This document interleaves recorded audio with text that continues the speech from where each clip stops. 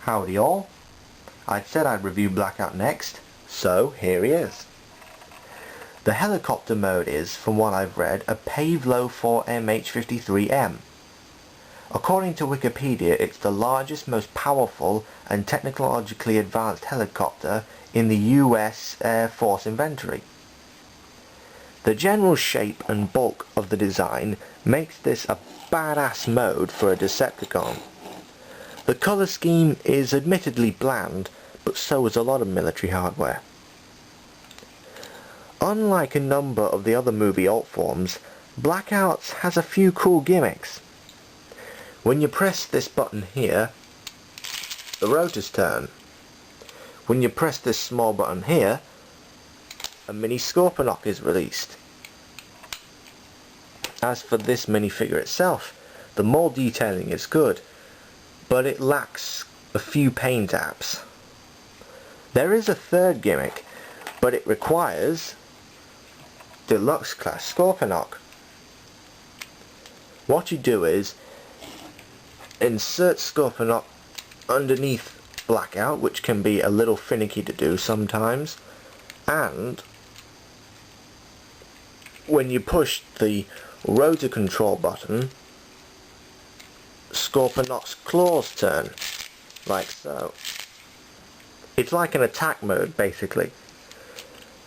Now, if there's one problem I have with Blackout in this mode, is that originally on mine, the cog assembly was incorrect. It caused the middle front end to stick out a bit. From what I've heard, others have had this problem as well. It is amendable, and I fixed mine, but a fault like that cannot be neglected. The Legends version's alt mode is decent too.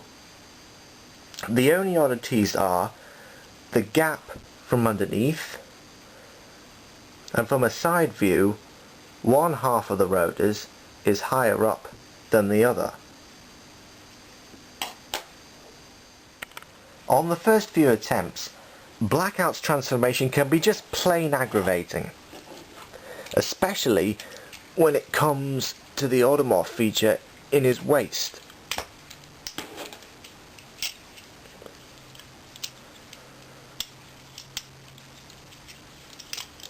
You have to pull on it just right to make the chest rotate into position.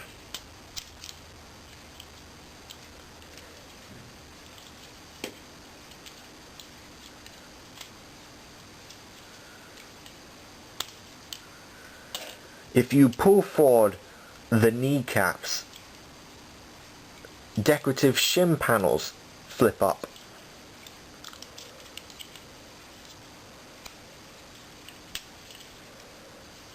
The conversion of the shoulders can also get a bit annoying.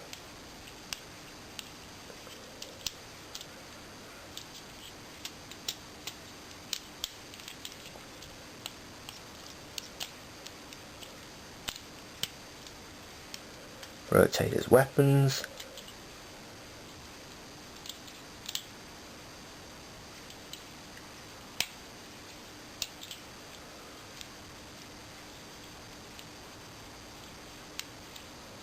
Pull down his other arm.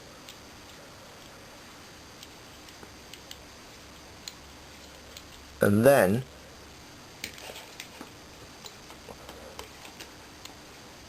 transform his backpack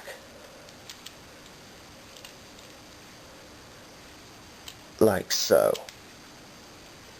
And don't forget to rotate the cage around.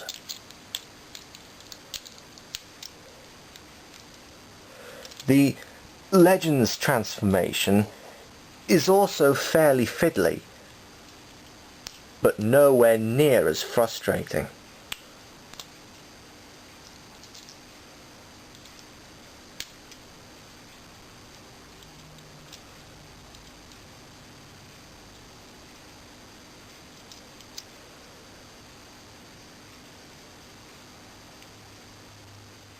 Blackout's robot form is also fairly cool. His proportions are good, and articulation is great, even with the backpack. The mold detailing is also very nice, especially on his face, which looks very evil. Ignoring the backpack and the shoulder weapons, he's noticeably smaller than most Voyagers. In fact, he's barely bigger than a deluxe. See here? That's kind of ironic, given his size in the movie. However, there are a couple of helicopter extras. Most obviously, the huge rotor backpack. Fortunately, the fin piece acts as a third leg, so at least he's not that overbalanced. It can also be removed to form a weapon. Now this is a badass weapon. The only problem with it is, depending on which shoulder you put it on, it makes him overbalanced. And it also doesn't fit on that well. It comes off quite easily. And talking of the shoulders, they're a little loosely connected into the main body, though it could be much worse, I suppose.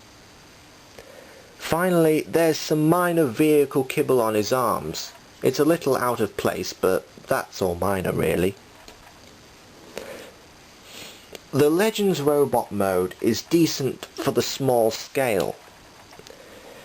The articulation is okay, and proportions are fine almost all round. The arms are quite short, but overall it's still one of the better Legends out there. As for the Voyager, despite the up Automorph and the kibble problems in robot mode, I definitely recommend him. But a more visually interesting evac will be heading our way soon. That's all from RuneScape's reviews. Classics Rodimus is next. But until then, till all are one.